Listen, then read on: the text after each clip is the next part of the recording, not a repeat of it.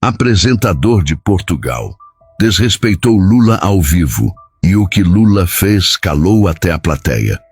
O estúdio principal da emissora portuguesa Canal Europa estava lotado naquela manhã.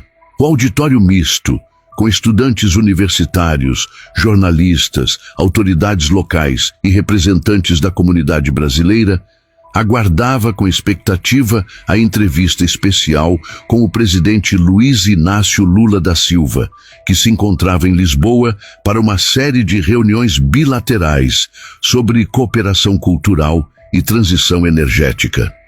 As luzes se ajustaram, o microfone central foi posicionado e os operadores de câmera receberam a contagem regressiva.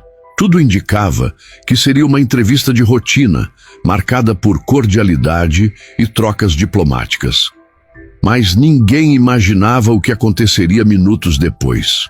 O apresentador escolhido para conduzir o programa era conhecido em Portugal por ser provocador, rápido no improviso e disposto a apertar seus entrevistados. Era o tipo de comunicador que muitos descreviam como inteligente, porém insolente. E naquela manhã, talvez motivado pela audiência elevada, ele decidiu testar limites, e o alvo seria Lula. Assim que a entrevista começou, Lula iniciou suas primeiras palavras com a tranquilidade habitual, destacando a importância histórica da relação entre Brasil e Portugal, mencionando o papel das comunidades portuguesas espalhadas pelo Brasil e reforçando a necessidade de cooperação entre os dois países em desafios globais como meio ambiente e combate à fome. A plateia ouvia atentamente, mas bastou Lula fazer uma pausa para o apresentador avançar. Ele se inclinou para a frente, ajustou os papéis e disparou sem qualquer preparação. Presidente Lula, permita-me começar de maneira direta. O senhor não acha que o Brasil só voltou a ser respeitado porque o senhor saiu da prisão? O impacto foi imediato. A frase atravessou o estúdio como um trovão. Os murmúrios começaram. Alguns portugueses presentes trocaram olhares desconfortáveis, como quem reconhece que o entrevistador cruzou uma linha de respeito. A câmera principal aproximou-se lentamente do rosto de Lula, captando o instante exato em que o ambiente inteiro pareceu congelar.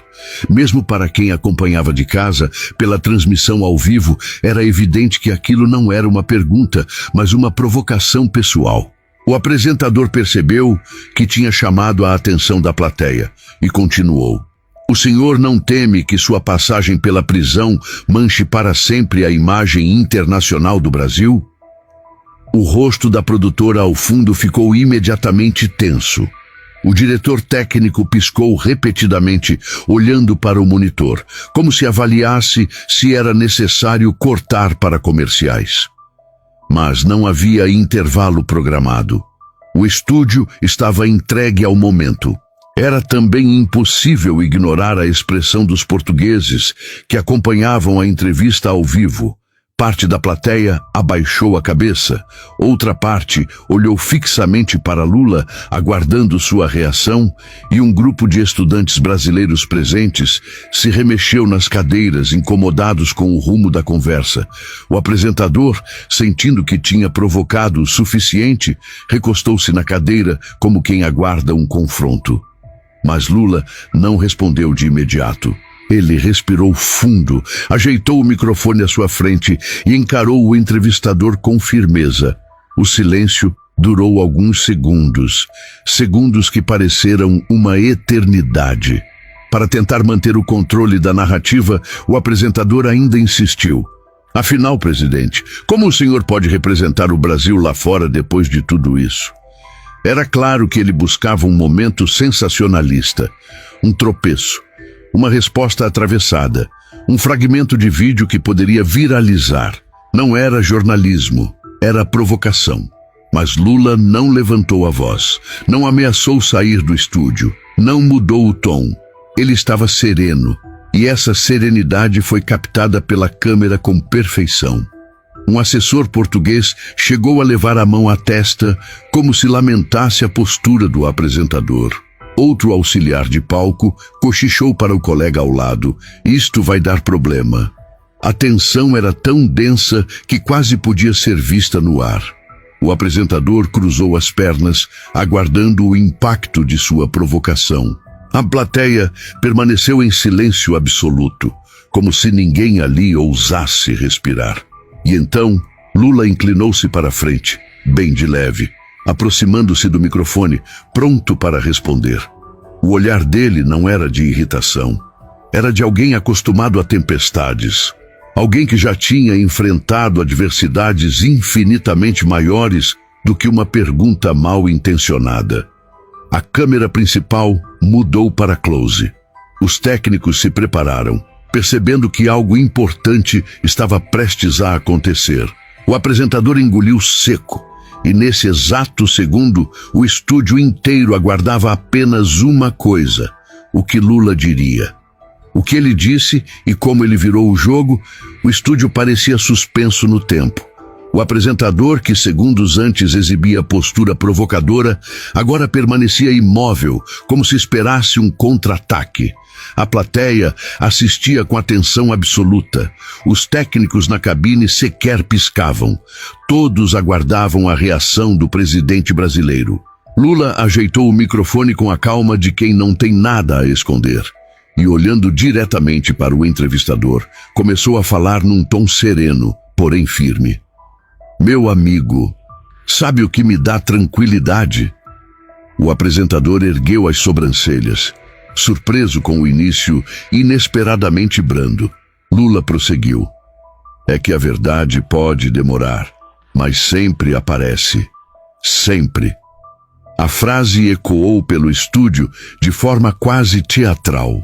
A câmera em close captou a expressão do apresentador mudando, não de irritação, mas de desconcerto.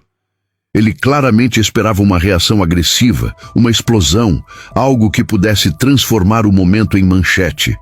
Mas Lula oferecia o oposto: serenidade. A plateia se inclinou para a frente instintivamente, como quem não quer perder nenhuma palavra.